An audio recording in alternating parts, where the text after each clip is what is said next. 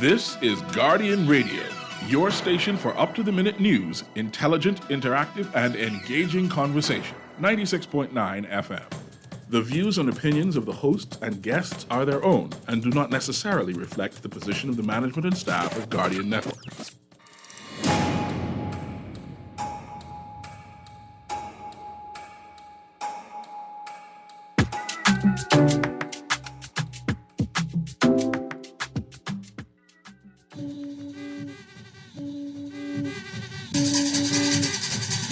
Now you all know Christmas in the Bahamas ain't gonna be the same without the sound of the gold skin drum. So now I want all the kings of Junkanoo to take me to Bay Street. Hey, don't give me no little side corner. Take me to Wilson Square.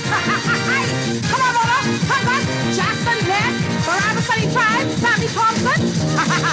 All y'all come. Come on, Calvin. They coming. They coming. They coming. They coming. They coming. They told me, come. A newborn king to see, come. I'll find his gifts to bring forever. Good morning and welcome back to Guardian Radio 96.9 FM, your station for fresh news, smart talk all day. They come in. Christmas is coming. And so is the Christmas spirit. Oh, they coming. The question is, how are we going to stop them from coming? I got a whole bunch more questions this morning for you. Welcome to On the Clock with Erin Greene on this Monday, the 6th of December, 2021. On the Clock, we engage organizations, institutions, social and cultural leaders, and ordinary people to better understand the impact of public policy, private sector development, and emerging social and consumer trends. On the Clock, we have conversations that help us understand and navigate a rapidly changing Bahamas. Today is a What's in the News Monday, so let me give you the call-in numbers and the text line. The text line is 422-GR96. That's 422-4796. It's powered by BTC. Standard text rates apply. Or you can call us at 323-6232, 325-4316, or 325-4259. Now, I told you why I played the song before I told you who was singing the song. That is the greatest, the one and only T-Rez Hepburn, Bahamian style little drummer boy. I love that version. We don't have enough time to play it today, but I love that. But listen, they come in, and I wonder if the government, they get it yet. I wonder if they get it. They come in. They want it. It's like Arlene Nash Ferguson say, I come in for me.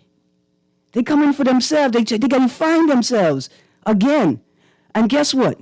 We, the people, you, the government, have done a horrible job. We've done a horrible job of creating an environment where people could find themselves, right? Where people could hold on to tradition while at the same time forging new ways forward, right? In a forced environment, like my friend Dale Happy Notes like to say, in the built environment, in a forced environment, right?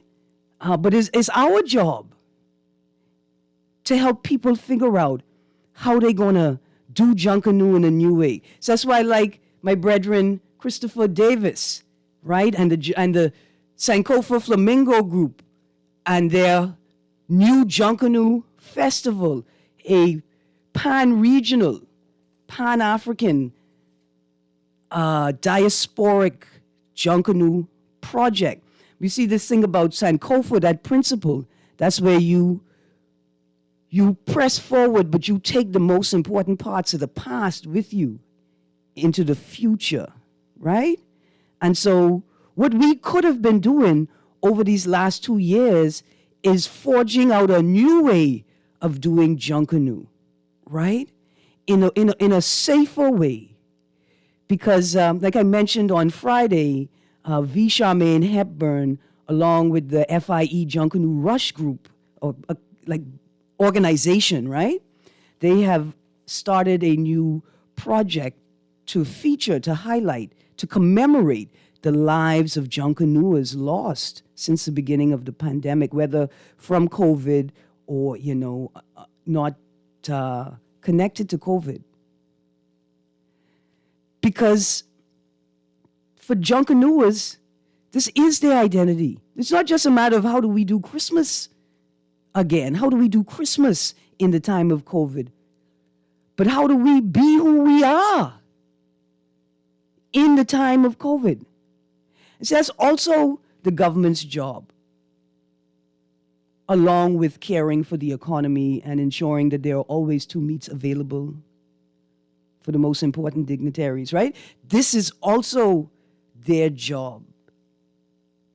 And we got to figure out how to help people do it safely, because the one thing we know is true is that people are going to do Junkanoo this year. They have already started. They ain't waiting for you any longer to tell them how to do it safely, right? They're going to do it. So it's up to you, the government, and us, the people, to figure out how we're going to do it. See, it's the same thing like when I told you all last week. The grouper season is closed, but that ain't it. That ain't all of the conversation. The grouper season is closed. We must ensure that the fishermen who survive on grouper have another source of income, right? And the government could step in, and we work to pay the fishermen to patrol the closed season instead of catching the fish, right? But something have to work. They have to get paid. And in the same way, you can't just expect these Junkanooers to take the Junkanoo and put it in a bottle and tuck it in their closet, put the lid on it and seal it tight, put duct tape on it. I know y'all could do that with reports and where's that Oban file, right? With things like that, y'all could do that, but humans can't do that with their spirit. I see in today's paper, Minister Darville responds to concerns about holiday carnival. The Ministry of Health and the Minister of Health respond to concerns about holiday carnival, right?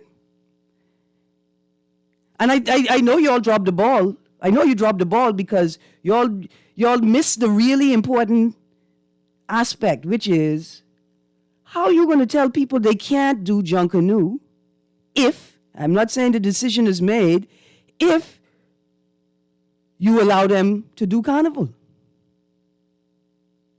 right? You're going to have a hard time convincing Bahamians that they shouldn't Junkanoo, despite the fact that you have authorized carnival. That's if you authorize carnival, right?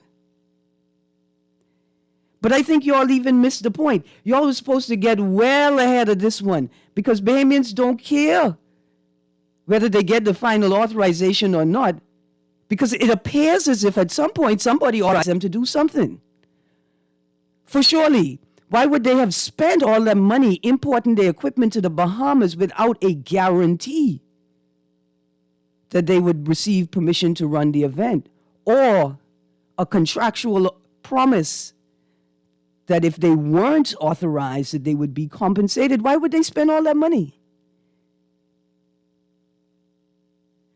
So I'm not sure if y'all understand what is required to create an environment of trust between the state and the people. But I'm even more concerned about this paragraph here.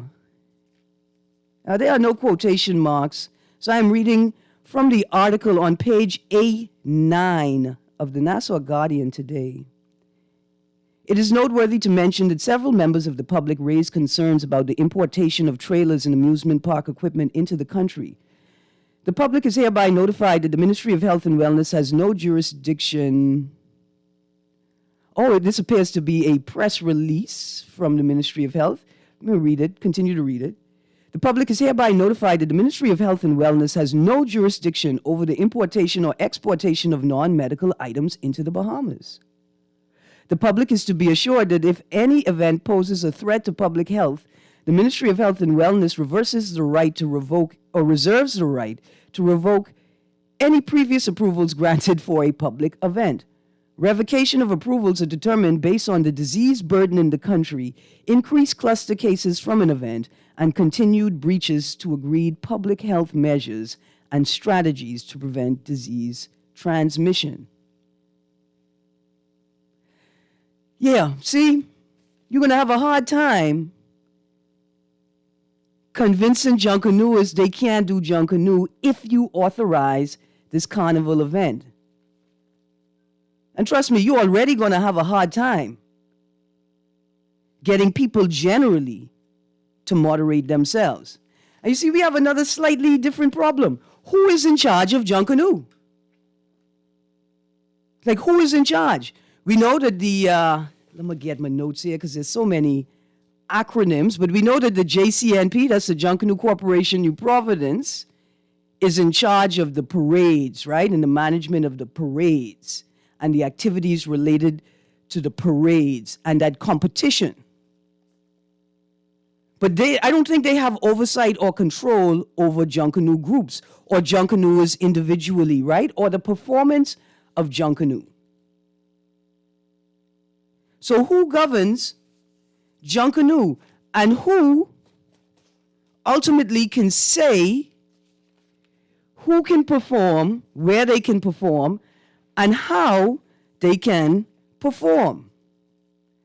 Now, I know we have another body called the Bahamas National Junkanoo Committee, but do they govern or regulate private performances during the pandemic or at any time before the pandemic? Is there a body that can say, listen, no Junkanoo performances during the Christmas season? You see, this is an important discussion because I see around the world, we've gone beyond the stage of discussing the legality of mandatory vaccinations. Governments around the world are telling their citizens they're getting ready to vaccinate them. And so for our little country, particularly for people who are opposed to being vaccinated, the question is hosting any event or any type of event of this nature responsible? And can you allow people to host events like this and then turn around and tell people who are not vaccinated because they don't want to get vaccinated that they are being reckless and irresponsible? Now, I think that Junkanooers can get out there and perform at events and make money. But before Junkanooers could do that, there has to be a commitment between performers, the people paying for the service, and the audiences enjoying the service, that they're going to govern themselves and moderate their behavior. They're going to adhere to the restrictions, and they're going to encourage others to do the same. And that they're going to tell an event organizer, look here, boss, I'm ready to walk out of your event if it is not safe. And I'm going to call you on it. Because you have the wherewithal to do that, to make it safe. And you have taken on the responsibility by hosting the event. It is you. And you can't jump back and say, well, if people don't want to take care of themselves, that's on them. If people don't want to follow the rules, that's on them. You just can't do it.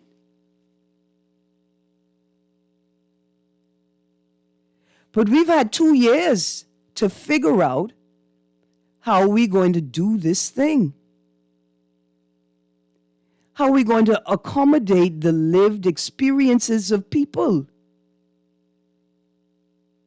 And this is one of the most important things in our country, Junkanoo. And you missed a golden opportunity to create a model for the rest of your country.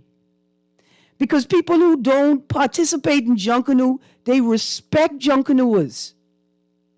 It may not be their vibe, but they respect the discipline and the commitment and the hard work of the people that commit to putting on Junkanoo.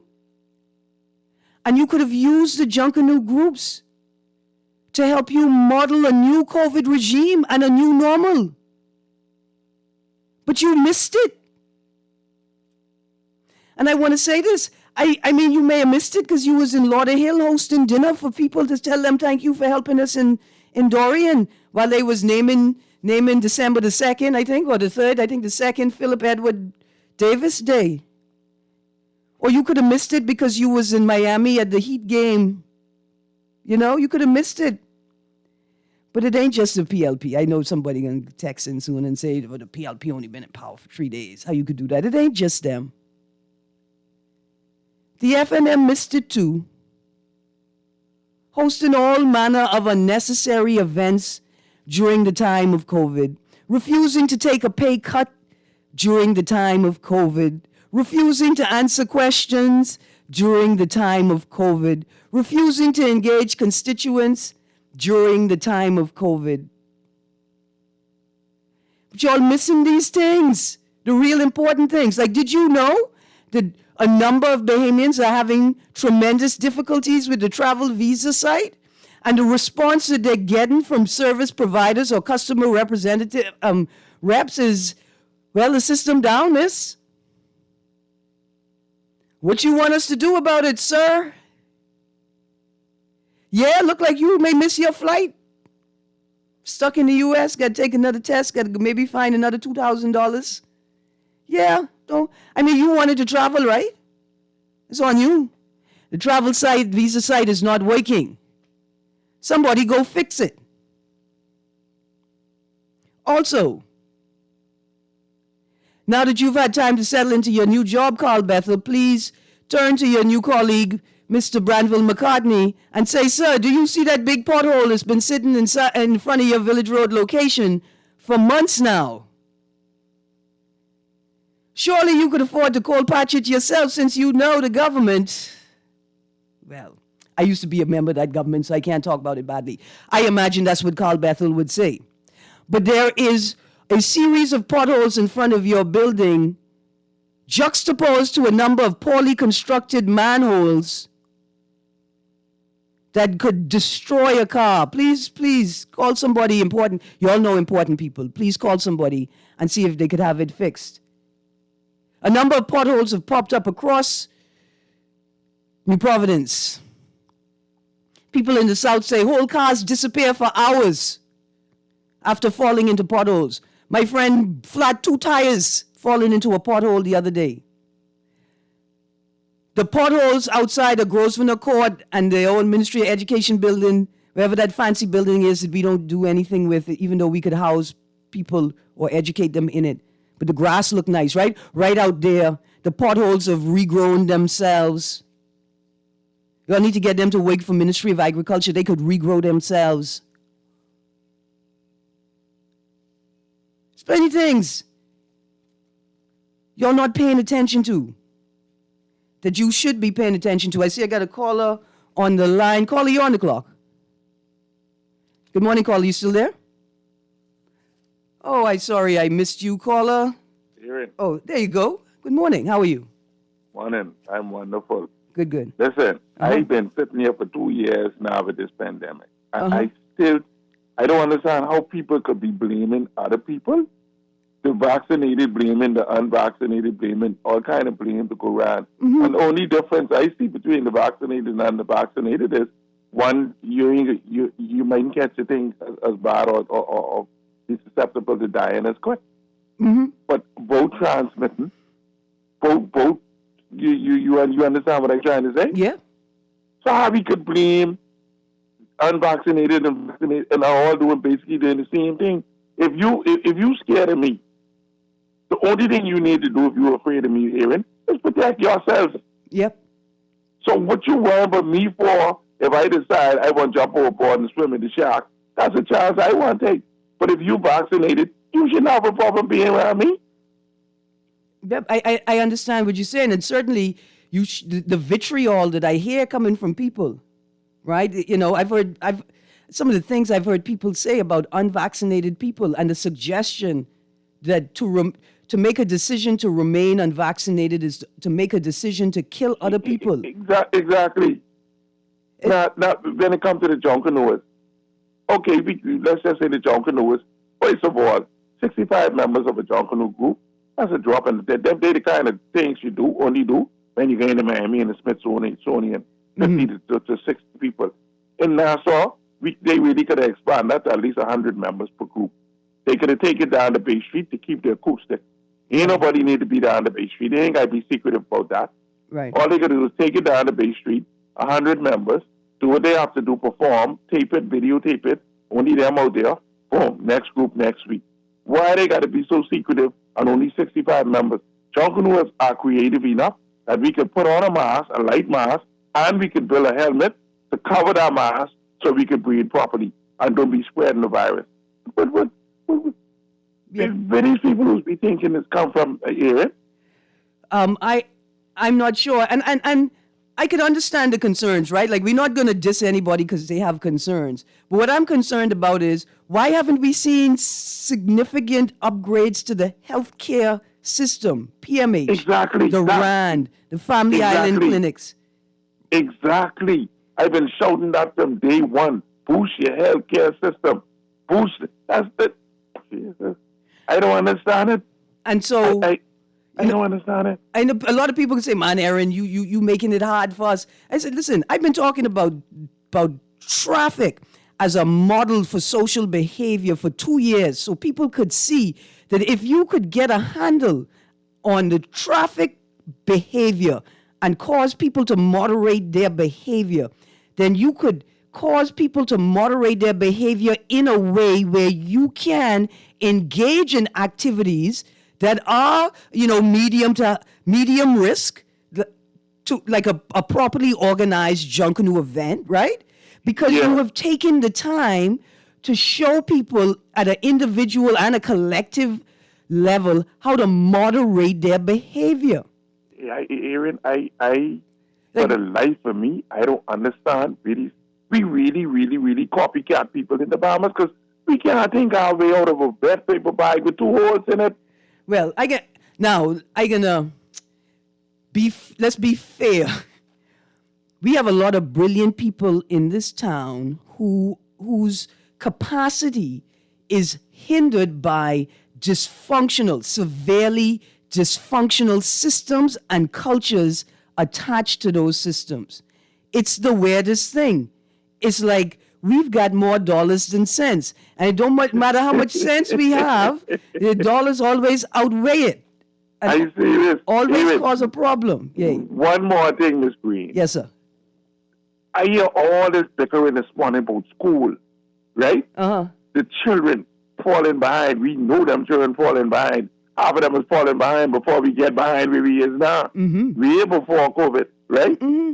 And I hear all these things we need and stuff like that. And taking the data and the statistics over the last 2 years, this thing ain't affecting them little children.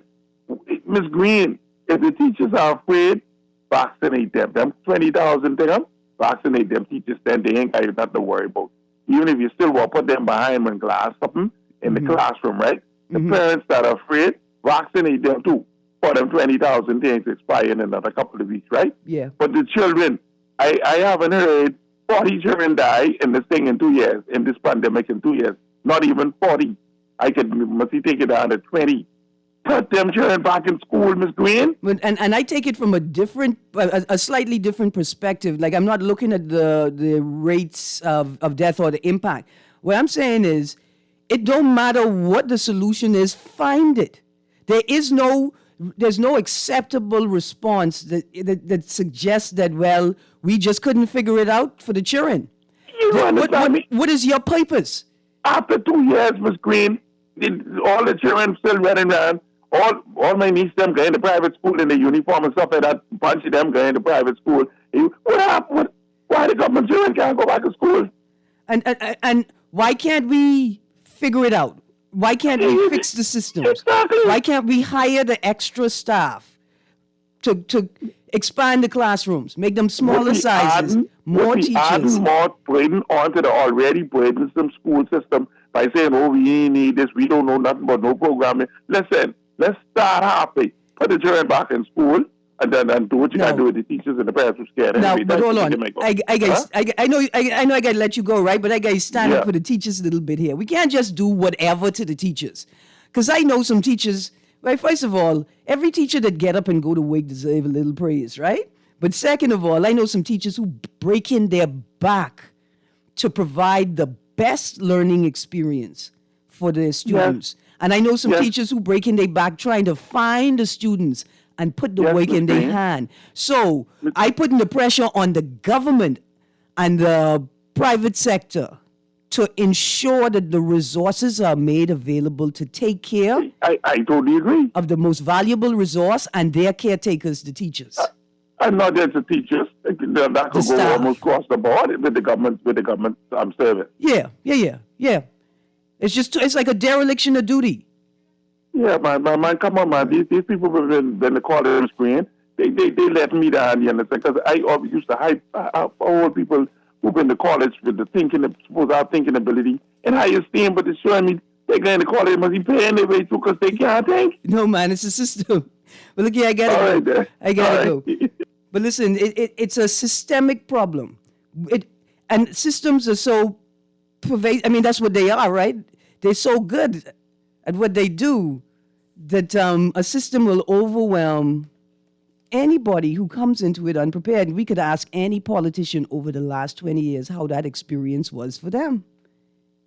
We could ask all of them. It ain't even nefarious, it ain't even the nefarious things. Let's look at our friend Travis Robinson. Let me show you something from Travis Robinson. Decided he was interested in politics. He started working on his old man preacher voice. And from the moment that he got elected, that boy switched straight to his old man preacher voice, straight. I swear Travis Robinson was born in the little settlement right outside Jamesiston, right? In Eleuthera. Like this political culture will overwhelm you. And it's not all about corruption. You could just see how their behavior changes, how their speech changes. But to the point that the caller was making, if you open today's Guardian and you look at the section L, the perspective section with Sharon Turner, you look at the main headline, Egos Stifle Progress, right? And you take a read at this. I almost did take umbrage with Sharon Turner because I could swear she was saying Patricia DeVoe could do it differently. But then I realized that's probably a good thing. I'm mad. But I like this article because it stresses the point that I hope that I'm making this morning, which is there's so many things that y'all are supposed to be paying attention to and focused on, that surely this little ray and rah in the house is beneath you and disrespectful to the Bahamian people. This could not be the FNM administration that cut their term short by 8 months because they were so confident in the job that they were doing. Surely not. There is so much for you to be paying attention to. Let me get to this text line. It says, "Good morning, Erin. There are times when our government go against the people for economics. Remember the new immigration investment tourism laws, whereby foreign enterprises can bring their craft and wares with a pending 14-day clearance? I thought the timeline was on the work permit. Like if the work permit wasn't approved in a certain amount of time, then it would be automatically approved. I thought it was something like that. Anyway, and afterwards, everything is approved, passed by the FNM government. Bahamians want their Junkanoo at Christmas time from Grand Bahama. I feel you. But this is this is not a tit for tat. This isn't y'all do let the white foreigners do whatever they want, so let us have Junkanoo. That's not it. What I've been saying is that they've had far than enough time to devise a safe method, a safe strategy, a safe opportunity for us to celebrate Junkanoo. Erin, what that was that we can't think our way out of? A bag with 2 holes in it? I want to get it right when I steal it. Can't think ourselves out of a brown paper bag. Sometimes it really feels like that. But really it's because we can't see the bag. You know what I'm saying? That's what it is, because we can't see the bag. We don't know what we're punching at. Another text, good morning, Erin. I'm concerned about this shock treatment show that Wayne Monroe has announced that the government is committed to. Do any of these politicians abuse their children by screaming and humiliating them in public? When their children need discipline or correction, do they get grown men to abuse them verbally and humiliate them? How are we, a civilized society, allowing this? We have selective outrage as a country. We scream and shout about child abuse, and then we allow this idiotic shock treatment. It has been proven that this does not work. Well, what I'm going to do is I'm going to show the producer my notes so you could see I have it written down right here to talk about. But that's going to upset me greatly, so I wanted to pause for a moment. And I got a caller on the line. So here's what we're going to do, text. So we're going to go to that call, and then I'm going to get back to your text. Good morning, caller. You're on the clock. Hey, good morning, Erin. How you doing this morning? I'm good, thank you. How you do? I am blessed, man. You know, I want to complain, you know. I know. No, not at all. No. And I hope you had a blessed weekend, and hope that everyone wake up in the land of the living had something hard on their chest this morning. Yes, sir. Erin, I want you to engage me for a minute to thank some, particular government place. I want to thank everyone at PMH that from my family member came there from A&E to the persons who pushed him in the wheelchair, to the nurses on male surgical ward number 1, especially Miss K. Douglas, Sister K. Douglas. My family, myself, we thank you all, because a lot of times nurses get, I call it the, certain end of the stick with some people. But there are still people out there who care for people, and I just want to say thanks to them. Thanks to all of them from us. Absolutely. You got to encourage people, man. You know, because 9 out of 10 times when people call talk shows, they bashing nurses, police, whatever. So I think it's time to thank them. Well, look here. Thank you. Repeat the departments again. Male surgical ward at PMH. Yes. From like I said, from the inception when he came there, A&E, to the person who pushed him in his room, to the nurses, the auxiliary nurses, they were awesome. Absolutely. So on behalf of myself and my family, we thank you. Absolutely. Thank you, Erin, for letting me engage into that. Yeah, man, do it. And thank you for reminding me to be Mom. positive. Thank you for reminding me to keep that positivity Yes, Mom. in there. And I would encourage anyone who has, not because of myself, but let's try, call these talk shows to encourage and say the good things. Absolutely. Even if the police did something good for you, or the defense force, or whoever, just thank the people, openly thank them. Yeah, man. So they could be more appreciated, because sometimes it's best to give the person, even if it's only the words of encouragement, while they're living. And then look here. I was on the radio a couple of weeks ago talking about the police bad, like the non-existent traffic enforcement side, right? Yes, Mom. And I was walking through my neighborhood one evening, and the police officers stopped me. They say, boy, Miss Greene, you better don't forget to hail up the hard-working, good-working, right? And then, look here, 2 days later, I was informed, I became aware that they were actually through my neighborhood doing some good work, right. doing some work. I mean, because at times, Miss Greene, I even call and bash, certain government, especially when you need or whatever. But, I give them the credit, man. And if that's the set, I don't know it's because of my family, but I tell you, them people, the PMH, they did their job. Yeah. And mind me, I go outweigh the bad and the negative, what might come from there. But for that 2 weeks, they treat my family member like a king. And I call those nurses queens. Yeah. Thank you. But do it, I gotta go. Wait till you hear this text. I gotta go. The text says, hey, Erin, what about shock treatment for girls having children out of wedlock who contribute to making these delinquents we have today? No talk about the female side of a larger issue. Dear texter, when you said shock treatment for girls having children out of wedlock, I was about to tell you we will not use any form of electronic punishment on the men who engage in statutory rape and still keep making babies with young girls out of wedlock, right? That's what I was about to say. We can't be shocking by them for continuing to impregnate underage girls, because that's what you meant, right? That's what you meant, right, texter? Because I don't know if when you say for girls having children out of wedlock, if you realize that a girl having children, that's statutory rape. Right? And so, yeah, we should look at both sides of this vexing issue. Absolutely. Absolutely. Anyway, that music signals my break. I'm a little bit late. Stay tuned to Guardian Radio 96.9 FM. We're going to talk about shock treatment when we get back from the break. Yes, sir. Rumpa-pum-pum. And we're going to talk about an event happening this evening. Very, very interesting, especially for people in the media. Stay tuned. Guardian Radio 96.9 FM.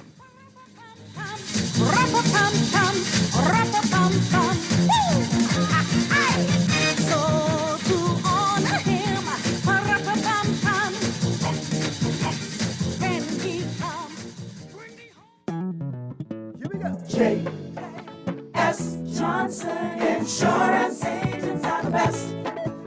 Reliable service, we've been on the scene, protecting since 1919. J.S. Johnson Insurance has the test. You'll always cover me. J.S. Johnson Insurance, peace of mind. Food security is a challenge for many. Now in a pandemic, many more are unsure of their next meal. Through their Feed 5,000 program and a $20,000 donation, AML is working to ensure that everyone has a meal for the holidays, and they're inviting you to help. Now until December 17th, visit any Solomon's, Costrite, Fresh Market, or Domino's in Nassau or Freeport, and Exuma Markets in Georgetown to donate and help feed a family in need this Christmas. No amount is too small. Remember, we're all in this together.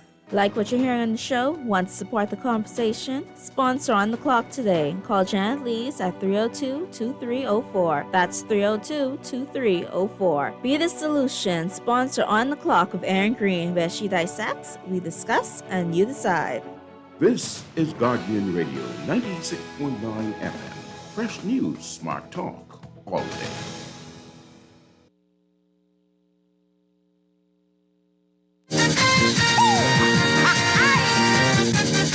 Poison in this track speed. What? Oh, hey, walk over. Baby Jesus, rum-a-pum-pum. I am a poor girl too, rum-a-pum-pum. I have no gifts to bring for rum-a-pum-pum. Good morning and welcome back to Guardian Radio 96.9 FM. You're on the clock with Erin Greene. Thank you for letting me end that segment with this text. The texters responded and said, no, Erin. When I said girls, I really meant women, young women over the age of 18. And I imagine the texter means, but not young, not sort of old or mature enough to take care of the child on their own. So, see, like that's a symptom of a larger problem. And it's so complex because surely it's the absence or it's the lack in the child's formative environment that results in the delinquency, right? We can't attribute it solely to the mother or the father, right? Or to both of them. We have to understand the ways in which society makes it difficult for people to maintain that environment. And see, I keep talking about this housing crisis. I know y'all don't believe me when I say the housing crisis is a big part of this problem, right? But even just the way that we think, our culture and our thinking around housing, this idea, two women can't live in one house. And if you want to be man, turn your own lock. You are literally locking, pun intended, you locking young people out of maturity. And you creating dynamics where two people who have a child but can't figure out how to be together can't even live together, right? But I appreciate you clarifying that texter. Miss Greene, another text, Miss Greene, 16 schools not available where students can do face-to-face. Now, When you say that, you mean that if these schools were available, then the students could do face-to-face?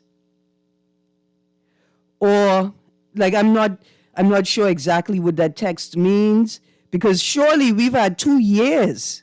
We've had 2 years to upgrade and enhance our schools and our schoolrooms to ensure that we can engage in face-to-face as much as possible. Another text here that says, what is it? What does it take to get it right on a lot of issues you speak of? We need to be more patriotic, rise up with a proactive people power and local government and ombudsman and true justice and equality. Enough is enough. What you say, I agree with you. We have to rise up. If the government don't want to create an ombudsman, we create an ombudsman ourselves. And then we fund it. Since we can't use the government dime to go find the laws and to go print them and to go sit and analyze them and give a stipend to the students to do the analysis, we do it. We make the commitment. And I was a committed pedestrian for years, but instead of investing in cars that we can't even repair on this island, how are you going to invest in a car that you have to ship off the island to get repaired? How are you going to invest in a car you can only drive on Frank Watson Boulevard?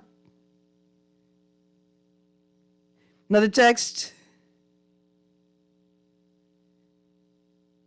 Do something with these shabby systems and stop being so laid back and lazy, like Pastor Hannah said in church last night. Notice everyone who is educated is not wise. Some act dumb, and that's so sad. Thank you. Another text. Erin, please, no shock treatment program. The name says it all. For the love of God, no. I am in agreement with that. I do not support the shock treatment program, certainly not in this iteration. Anything on the lens, because what you're trying to say is that hopefully the fear of being embarrassed at that scale will cause these little children to moderate their behavior and not engage crime. Embarrassing children is never the right choice. Don't do it to them. In case you haven't noticed, we have an epidemic. We have a crisis of adults that can't adult because they haven't processed the shame that they feel, and they feel like their parents make them feel. We have so many adults here that have not processed the trauma and the shame they still bear from their unreconciled relationships with their parents. Now we have an epidemic of people filming young people in embarrassing situations, and more importantly, parents as a form of discipline, attempting to use shame at a national, international scale to moderate the children's behavior. That is heinous. It is horrendous. We're not promoting violence, but if you do that to your children, you need a good beating too. Like, that's the analogy, right? Anyway, I see I got a caller on the line. Caller, you're on the clock. Good morning, caller. You there? Hi, good morning. You can hear me? Yes, I can hear you now. In reference to the person who texted about the single parents, right? Yeah. Okay, you have a lot of two parents, rich people, upper class people. When their kids get in problems, they just sweep it under the rug. You know? Yeah. So yeah. it might be more on the lower spectrum for the poor class. Yeah. But you still have some rich people who get two kids getting problems. Yep. You have one case right now. They must even sweep that under the rug. And listen. In the Go on. company car or the people car. You ain't never hear nothing about that no more. Well, look here. Let's pretend like we ain't hear it at all. We ain't hear nothing just now, miss, and that's what we could do, right? Just for this moment. And I want to say, like, for me, growing up having grown up and realized as a young adult the privilege that I had, right? And the moments or the opportunities that people could have taken to shame me, to teach me a lesson, and they didn't. And in some instances where they felt like it was not advantageous to them to even discipline me because of the privilege they felt like my people held, right? Like, I want to say, like, thank God that I had the good sense to understand what was happening and to moderate my behavior myself. But a lot of young people don't have that grace. They don't have the opportunity to make something new of themselves, or, for nobody to ever find out they did that thing. Because they have parents that could protect them, or parents who other people are afraid of, and not everybody has that. And so, one thing I want to say before I go with the shock treatment thing too is that you can't beat gang culture with gang culture. You can't gang culture the gang culture out of these little children. You can't have children on this TV trying to shame them into compliance. You're going to create more broken people. And it's the same sort of thing. I just want to sort of draw a link to the way that we talk about the poor people without acknowledging that rich people doing the same thing and the little politically exposed children getting away with it, right? Thank you. Thank you very much, ma'am. You're welcome. Absolutely. Thank you. But yeah, listen, guys, we got to rethink this shock treatment program. We got to rethink this because it seemed like only poor people that don't have any other solutions, only they children going into them programs to get embarrassed on national television. This ain't making any sense. And I don't want no police come to see me. I love y'all. I love you. But don't come see me because you upset about what I saying this morning. Y'all can't be bullying people. That's not your job. And if the people who are responsible for you are frustrating you and not paying you and treating you horribly, you don't turn around and take that out on the citizens, and certainly not the poor, weak-minded citizens. I went through one roadblock one time, and I put down my window to ask the officer, what is the purpose of this roadblock? And you know what he did? In a very polite way, he called my name very loudly among the officers, and he said, "Good evening, Miss Greene." I almost had a shout. He said, "You could go. Don't worry, Miss Greene. You can go through the roadblock. You're fine." He did that to let the other police officers know, don't stop her because she on a move. She on a run. She want to ask us if we authorized to run this roadblock this evening, in the night, right?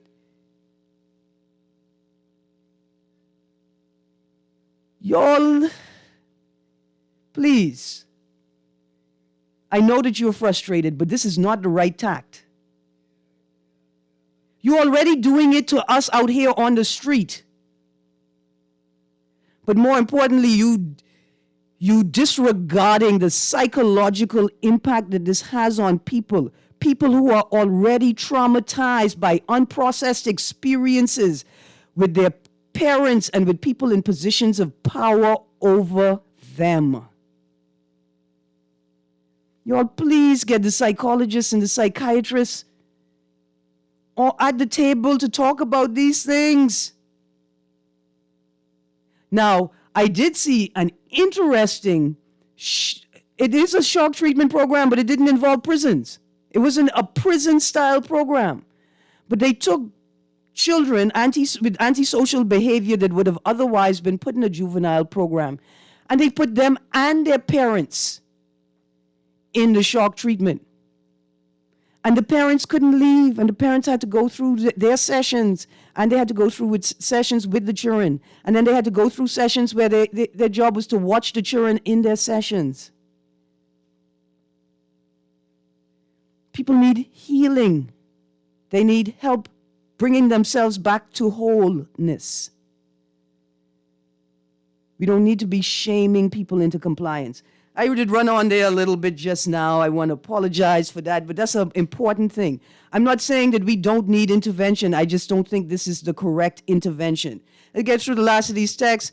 I have a cousin who went through the shock treatment program today. Both Jin and his friend is business owners. So we need to be careful how we condemn these programs without any statistics. You said, the text says today both Jin and his friend is business owners. Okay. Another text says, morning, Erin, those people helped DeWitt because of his family and because people know he calls talk shows. DeWitt may have not been in the hospital at all. You don't know. They may not have known he's related to him. Too educated. That texter was correct. Consent by silence, consent by presence. You are guilty, otherwise being smart. With fortitude and purpose is a meaningless experience. I need time to work that text out. And the last text, hey, Erin, please champion against this shock treatment, please. I think it's child abuse because most times parents are to blame, not the child. Don't let this topic up, keep pushing to boycott it. It's like when I overheard the story where the man who had been found with the underage girl said, well, I was not the first, you know. I think he was trying to defend himself, and the police turned to the caretakers of the child and said, y'all need to take this girl home and tan her behind. You really? Do you think a 13-year-old girl is responsible for her own prostitution? Do you think so? Surely if she were that smart, she'd be running a web shop. Something smarter, hey? Yes, this is something that we have to continue to talk about. Absolutely. Anyway, I'm all out of time. That means it's 11 a.m. and Levon Miller is up next with Unleashed. So you guys have a great, great day. Stay tuned to Guardian Radio 96.9 FM.